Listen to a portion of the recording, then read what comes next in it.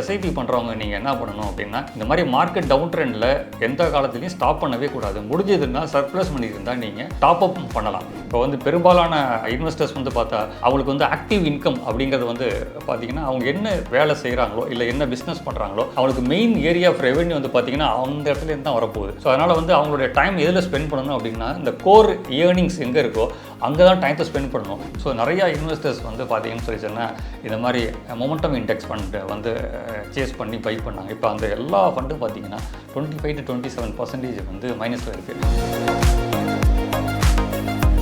கட்டுமானத்தின் வலிமை, கட்டிடங்களின் பாதுகாப்பு. ஸ்ரீ துர்கா டிஎம்டி கம்பிகள்.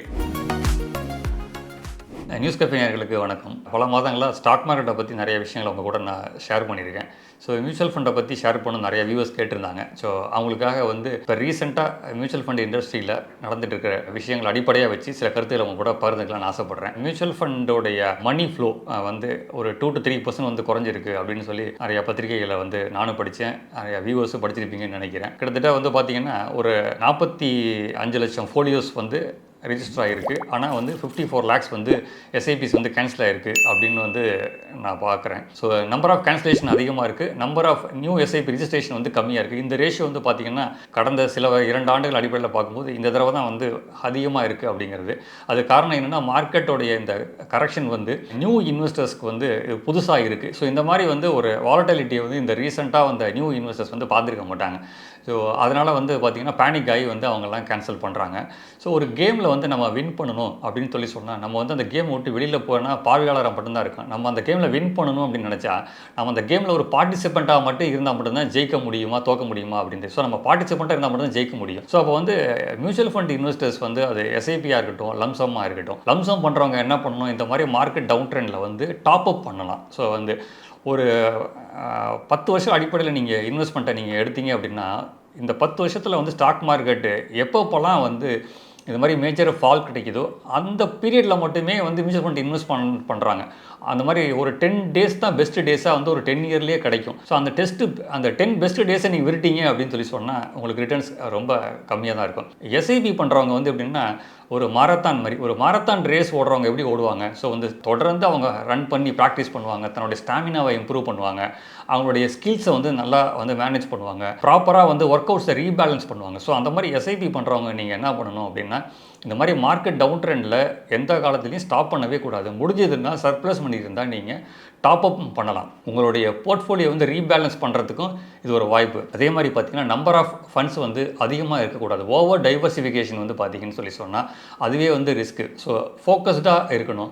ஸோ ஒருத்தர் வந்து ஒரு 1 லட்ச ரூபாய் எஸ்ஐபி பண்ணுறாரு அப்படின்னு சொல்லி சொன்னால் அவர் வந்து பார்த்திங்கன்னா 5 to 7 ஃபண்ட்ஸ் இருந்தால் போதும். அது எல்லா கேட்டகரியுமே ஃபுல்ஃபில் பண்ணுற மாதிரி இருக்கும். ஸோ அப்போ எந்த கேட்டகரியை எப்போ செலக்ட் பண்ணணும் அப்படிங்கிறது இருக்குது. ஸோ அதனால் வந்து associate with the right people will lead to success அப்படின்னு வந்து சொல்லுவாங்க. ஸோ அப்படின்னா என்ன அர்த்தம் அப்படின்னா, நீங்கள் சரியான ஒரு ஃபினான்ஷியல் அட்வைசர் கூட, ஒரு மியூச்சுவல் ஃபண்ட் டிஸ்ட்ரிபியூட்டர் கூட ஸோ நீங்கள் அசோசியேட் ஆனீங்கன்னா ஸோ அதோடைய ஒரு லாங் டேர்ம் வெல்த் கிரியேஷனுக்கு வந்து ரொம்ப யூஸ்ஃபுல்லாக இருக்கும். Self medication injurious to health அப்படின்னு சொல்லுவாங்க. அப்படின்னு என்ன அர்த்தம் அப்படின்னு சொல்லி சொன்னால், நமக்கு நாமே வந்து உடம்பு சரியில்லை, நம்மளே வந்து மருத்துவம் பார்த்துக்கிறது உடல்நலத்துக்கு எப்படி கெடுதோ, ஹெல்த்துக்கு கெடுதலோ, அதே மாதிரி வந்து பார்த்திங்கன்னா வெல்த்துக்குமே வந்து பார்த்திங்கன்னா பாஸ்ட் பர்ஃபார்மன்ஸை பேஸ் பண்ணி தான் நிறையா இன்வெஸ்டர்ஸ் வந்து செலக்ட் பண்ணுறாங்க. இந்த நம்பர் ஆஃப் எஸ்ஐபிஸ் வந்து அதிகமாக கேன்சல் ஆகிறது வந்து பார்த்திங்கன்னா, ஸோ அந்த டைரெக்டாக இன்வெஸ்ட் பண்ண ரீசெண்டான இன்வெஸ்டர்ஸ், எஸ்பெஷலி வந்து யங் இன்வெஸ்டர்ஸ், ஓரளவுக்கு நல்ல எக்ஸ்பீரியன்ஸ்டு இன்வெஸ்டர் வந்து பார்த்திங்கன்னா மார்க்கெட் கண்டிஷன்ஸ் அவங்களுக்கு தெரியும், எக்கனாமிக் சைக்கிள் தெரியும். ஸோ அதை பேஸ் பண்ணி அவங்க வந்து மேனேஜ் பண்ணுவாங்க. ஸோ ரீசெண்டாக டைரெக்டாக மார்க்கெட்டில் இன்வெஸ்ட் பண்ண இன்வெஸ்டர்ஸ், எஸ்பெஷலி த்ரூ எஸ்ஐபி மூலமாக டைரெக்டாக இன்வெஸ்ட் பண்ணவங்க வந்து அந்த லாஸை வந்து அவங்களால சாக்ரிஃபைஸ் பண்ண முடியல. வந்து இது ஷார்ட் டேர்ம் லாஸ் தான், இட்ஸ் வந்து பர்மனெண்ட் லாஸ் கிடையாது. ஸோ அதனால் அவங்க எடுத்துருக்க செலக்ட் பண்ணியிருக்கிற ஃபண்டு வந்து அண்டர் பர்ஃபார்மன்ஸ் பண்ணியிருக்கும். ஆனால் வந்து பார்த்திங்கன்னு சொல்லி சொன்னால் த்ரூ டிஸ்ட்ரிபியூட்டர் மூலமாக போன மியூச்சுவல் ஃபண்டு பார்த்திங்கன்னா நம்பர் ஆஃப் கேன்சலேஷன் வந்து ரொம்ப கம்மி. உதாரணத்துக்கு வந்து இப்போ என்னோட கஸ்டமர்ஸ் வந்து பார்த்திங்கன்னா நாட் ஈவன் ஒரு சிங்கிள் கஸ்டமர் கூட எஸ்ஐபி வந்து கேன்சல் பண்ணலை. இன்ஃபேக்ட் வந்து நான் அவங்களுக்கு கான்ஃபிடன்ஸ் கொடுத்து இப்போ நாங்கள் என்ன பண்ணுறோம் அப்படின்னு சொல்லி சொன்னால், எந்த ஃபண்டில் எவ்வளோ ஆட் பண்ணணும். இப்போ ஒரு இன்வெஸ்டர்ஸ் வந்து இப்போ என்கிட்டே 10 ஃபண்டு அவங்க இன்வெஸ்ட் பண்ணி வச்சுருக்காங்க அப்படின்னா, எந்த ஃபண்டில் இந்த காலகட்டத்தில் டாப் அப் பண்ணலாம், எந்த ஃபண்டில் எஸ்ஐபி வந்து இன்க்ரீஸ் பண்ணலாம் அப்படிங்கிறத வந்து நம்ம சஜஸ்ட் பண்ணுறோம். ஸோ வந்து பெரும்பாலான இன்வெஸ்டர்ஸ் வந்து பார்த்தா அவங்களுக்கு வந்து ஆக்டிவ் இன்கம் அப்படிங்கிறது வந்து பார்த்திங்கன்னா அவங்க என்ன வேலை செய்கிறாங்களோ இல்லை என்ன பிஸ்னஸ் பண்ணுறாங்களோ அவங்களுக்கு மெயின் ஏரியா ஆஃப் ரெவென்யூ வந்து பார்த்திங்கன்னா அந்த இடத்துலேருந்து தான் வரப்போகுது. ஸோ அதனால் வந்து அவங்களுடைய டைம் எதில் ஸ்பெண்ட் பண்ணணும் அப்படின்னா இந்த கோர் ஏர்னிங்ஸ் எங்கே இருக்கோ அங்கே தான் டைத்தை ஸ்பெண்ட் பண்ணணும். இந்த மார்க்கெட்டு, இந்த மியூச்சுவல் ஃபண்டு, இதோட எக்ஸ்பென்ஸ் ரேஷியோ என்ன, நான் வந்து இவ்வளோ பணத்தை சேவ் பண்ண போகிறேன், நான் வந்து அட்வைசர் மூலமாக மியூச்சுவல் ஃபண்டை டிஸ்ட்ரிபியூட் பண்ணணும், நான் வந்து இதுக்கு ஏன் இவ்வளோ ஃபீஸ் தரணும் அப்படின்னு நினச்சோன்னு சொல்லி சொன்னால் அவங்க கோர் ஏரியா ஆஃப் ரெவென்யூ வந்து டெஃபினட்டாக வந்து இம்பாக்ட் ஆகும். ஸோ இதெல்லாம் தவிர்க்கிறதுக்கு தான் வந்து நான் சொன்ன மாதிரி associate with the right person will lead to success. Who is your associate அப்படிங்கிறத நீங்கள் செலக்ட் பண்ணிக்க வேண்டியதான். ஸோ அதுக்கான ஃபீஸை நீங்கள் கொடுக்கும்போது டெஃபினட்டாக வந்து லைஃப் லாங் வந்து ஒரு வெல்த் கிரியேஷனுக்கான பாசிபிலிட்டிஸ் வந்து உங்களுக்கு எப்பொழுதுமே கிடைக்கும். பெரும்பாலான இன்வெஸ்டர்ஸ் வந்து ஜென்ரலாக வந்து பண்ணுறது என்னென்னா எத்தனை ஃபண்ட்ஸை வந்து நம்ம வச்சுக்கிறது அப்படிங்கிறது வந்து தெரியாமல் இருக்கும். ஸோ இப்போ வந்து ரீசெண்டாக வந்து பார்த்தீங்கன்னு சொல்லி சொன்னால் நம்மளுடைய சேனலுடைய ஷோ வீடியோ பார்த்துட்டு எனக்கு துபாயிலேருந்து ஒருத்தர் வந்து ஃபோன் பண்ணார். ஸோ நான் வந்து என்னுடைய போர்ட்ஃபோலியோ அவங்ககிட்ட ஷேர் பண்ணுறேன், நீங்கள் பார்த்து சொல்லுங்கன்னு. அவர் கிட்டத்தட்ட வந்து பார்த்தீங்கன்னா கிட்டத்தட்ட 200 ஃபண்டு வந்து அவர் வச்சுருந்தார். அது ரொம்ப ஜாஸ்தி அது. ஏன்னா அவரோட இன்வெஸ்ட்மெண்ட் வந்து மோர் தென் 2 crore இருந்தது. ஸோ நான் அவர்கிட்ட சிம்பிளாக ஒரு கேள்வி கேட்டேன், சார் இப்போ உங்ககிட்ட 2 crore வந்து இன்வெஸ்ட்மெண்ட் இருக்குது, ஒரு பிளாட் 1 லட்ச ரூபா அப்படின்னு சொல்லிட்டு நீங்கள் ஒரு 200 இடத்துல பிளாட் வாங்கி போட்டிங்கன்னா அந்த பிளாட்டை எப்படி சார் மேனேஜ் பண்ணுவீங்க? ஸோ அது ரொம்ப டஃப்பான விஷயம். ஸோ அப்படி இருக்கும்போது எதுக்கு உங்களுக்கு 200 ஃபண்டு? மேக்ஸிமம் வந்து பார்த்தீங்கன்னா ஒரு 15 ஃபண்டு வந்து இந்த போர்ட்ஃபோலியோ சைஸுக்கு அதிகபட்சம் போதும். ஸோ ஒரு கான்சன்ட்ரேட்டட் அப்ரோச் வந்து நம்ம வந்து பில்ட் பண்ணணும் அப்படிங்கிறது. ஸ்மால் சைஸ் ஒரு எக்ஸாம்பிள் வந்து இப்போ ஒரு 10 lakhs வந்து ஒரு போர்ட்ஃபோலியோ வச்சிருக்காரு அப்படின்னு சொல்லி சொன்னால் 5 to 7 ஃபண்ட்ஸ் வந்து போதும். அது எந்த ஃபண்டை செலக்ட் பண்ணணும் அப்படிங்கிறதுக்கு தான் உங்களுக்கு ஒரு மியூச்சுவல் ஃபண்ட் டிஸ்ட்ரிபியூட்டர் வந்து உங்களுக்கு வந்து தேவை.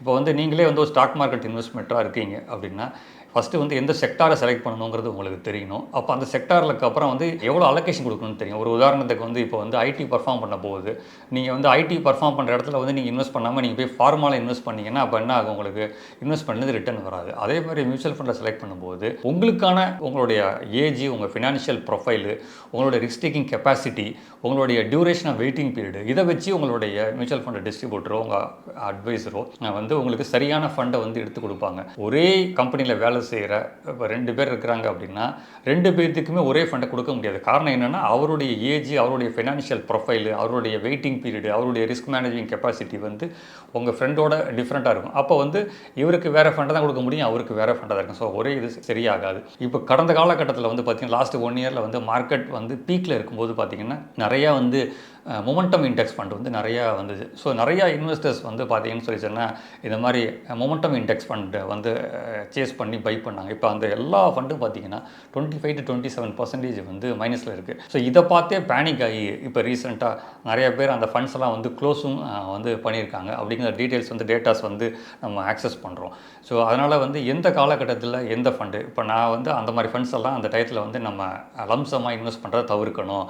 ஸோ எஸ்ஐபி இன்வெஸ்ட் பண்ணுறவங்களுக்கு ஒரு லாங் டேர்முக்கு அதெல்லாம் செட் ஆகும். எக்ஸிஸ்டிங் ஃபண்டு வந்து நம்ம எக்ஸிஸ்டிங் ஃபண்டை ஒன்று செலக்ட் பண்ணுறோம் அப்படின்னா அந்த ஃபண்டோடைய போர்ட்ஃபோலியோ என்ன இருக்குது அப்படிங்கிறது நமக்கு தெரியும். ஸோ அதெல்லாம் அனலைஸ் பண்ணி நம்ம வந்து ஒரு ஃபண்டை செலக்ட் பண்ணலாம். ஸோ அந்த நியூ ஃபண்டில் வந்து இனிமேல் தான் போர்ட்ஃபோலியோ வந்து பில்ட் பண்ண போகிறாங்க. ஸோ அந்த மாதிரி சில விஷயங்களை வந்து தவிர்த்துட்டு ஸோ எக்ஸிஸ்டிங் ட்ராக் ரெக்கார்டு உள்ள ஃபண்டை நம்ம வந்து ஃபோக்கஸ் பண்ணுறதுக்கு இதெல்லாம் யூஸ்ஃபுல்லாக இருக்கும். இந்த டயத்தில் வந்து பார்த்திங்கன்னா எஸ்ஐபியை வந்து ஸ்டாப் பண்ணலாமா அப்படிங்கிற விஷயம் வந்து சமூக ஊடகங்கள் அதிகமாக போயிட்டு இருக்குது. நிறைய பேர் எஸ்ஐபியை ஸ்டாப் பண்ணுறாங்க. டெஃபினட்டாக அந்த மாதிரி செய்யக்கூடாது. சரியான ஃபண்ட்ஸாக இல்லை அப்படின்னா அந்த ஃபண்ட்ஸை மட்டும் க்ளோஸ் பண்ணிவிட்டு ரைட் ஃபண்டை செலக்ட் பண்ண தெரியணும். ஸோ வந்து எஸ்ஐபியை வந்து டெஃபினட்டாக வந்து ஒரு மினிமம் எஸ்ஐபி மீன்ஸ் அப்படின்னா மினிமம் வந்து 10 years பீரியட். அது கம்மியாக இருந்தால் அதுக்கு பேர் எஸ்ஐபி இன்வெஸ்ட்மெண்ட்டே வந்து கிடையாது. ஸோ அதனால் வந்து எஸ்ஐபியை வந்து கேன்சலேஷன் பண்ணாமல் தொடர்ந்து அவங்க கண்டினியூ பண்ணுறது நல்லது. இப்போ வந்து மார்க்கெட் வந்து டவுன் ட்ரெண்டு. ஸோ நிறைய பேர் வந்து என்ன பண்ணுறாங்க அப்படின்னு சொல்லி சொன்னால் அவங்களுடைய ஃபண்ட்ஸை வந்து சேஞ்ச் பண்ணுறோம் அப்படின்னா கோல்டு வந்து இப்போ கண்டினியூஸாக அப் ட்ரெண்டில் இருக்குது. ஸோ வந்து லாஸ்ட் 1 yearல வந்து பார்த்திங்கன்னா கோல்டு வந்து 35 to 40% ரிட்டர்ன் கொடுத்துருக்கு. ஆனால் என்னோட ஈக்விட்டி ஃபண்ட் வந்து கம்மியாக கொடுத்துருக்குன்னு சொல்லிட்டு என்ன பண்ணுறாங்க, ரீஷஃபில் பண்ணுறேன்னு சொல்லிட்டு கோல்டுக்கு போகிறாங்க. ஸோ கோல்டு வந்து 10 yearsஸாக நீங்கள் ஆவரேஜாக நீங்கள் ஒரு ஃபண்டு வச்சுருக்கீங்கன்னா அதனுடைய ஆவரேஜ் ரிட்டர்ன் வந்து ஸோ ஒரு 11% வந்து ரிட்டர்ன் இருக்கும். ஸோ அதனால் கோல்டு நம்ம ஒரு ஒன் ஆஃப் த ப்ராடக்டாக வச்சுக்கலாம். பட் இந்த மாதிரி பீக் டயத்தில் போயிட்டு நம்ம வந்து எந்த இன்வெஸ்ட்மெண்ட் சீப்பாக இருக்கோ, ஸோ ஈக்விட்டி சீப்பாக இருக்குது அப்படின்னா ஈக்விட்டியில் எஸ்ஐபிஓ லம்சமோ நீங்கள் வந்து கண்டினியூ பண்ணணும். ஸோ கோல்டு வந்து லாஸ்ட் இயர் இன்வெஸ்ட் பண்ணியிருந்தீங்க அப்படின்னு சொல்லி சொன்னால் அதை இன்னும் கொஞ்சம் நாள் வச்சுருந்து அதில் திருப்பி வந்து ப்ராஃபிட் புக் பண்ணி அதை கொண்டு வந்து திருப்பி நம்ம ஈக்விட்டியில் ரீஇன்வெஸ்ட் பண்ணணும். ஸோ இந்த ரீபேலன்ஸ் வந்து ரொம்ப யூஸ்ஃபுல்லாகவே இருக்கும். ஸோ எப்பொழுதுமே ஒரு அசட்டை வந்து சேஸ் பண்ணக்கூடாது. ஸோ அதனால் வந்து இந்த டயத்தில் வந்து ஈக்விட்டி கம்மியாக இருந்ததுன்னா ஈக்விட்டியில் தான் நீங்கள் இன்வெஸ்ட் பண்ணணும். மியூச்சுவல் ஃபண்டை பற்றி காமனாக பரவலான சில விஷயங்களை வந்து உங்கள்கிட்ட ஷேர் பண்ணியிருக்கேன். ஸ்பெசிஃபிக்காக வந்து உங்களுக்கு அதை பற்றின சந்தேகங்கள் இன்டெப்த்து இன்னும் கொஞ்சம் பெட்டரான புரிதல் வேணும் அப்படின்னு சொல்லி சொன்னால் கமெண்ட் செக்ஷனில் கமெண்ட் பண்ணுங்கள். தொடர்ந்து நம்ம இதை பற்றி நம்ம பேசுவோம். நன்றி, வணக்கம். இந்த வீடியோ உங்களுக்கு பிடிச்சிருந்தா லைக் பண்ணுங்க, ஷேர் பண்ணுங்க, கமெண்ட் பண்ணுங்க. மறக்காம பெல் பட்டனை கிளிக் பண்ணிட்டு சப்ஸ்கிரைப் பண்ணிடுங்க.